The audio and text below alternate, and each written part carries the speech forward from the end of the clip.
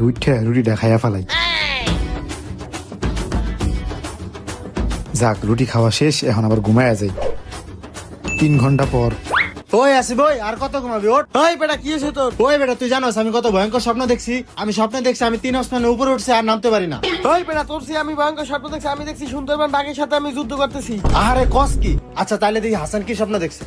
ওই হাসান, ওই হাসান, ওই বেটা। কিরে ওই বেটা ডাকাটাই করতেছস, আর একটু ঘুমাইতে দে। ওই বেটা, ঘুম পর আগে কি স্বপ্ন দেখছ?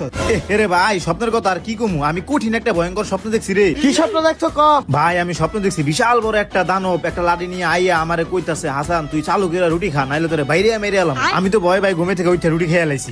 কি রুটি খেয়ে লাইছস? হালার বলা দানব যখন তোর রুটি খেতে গেছে আমাকে ডাক দিবি না?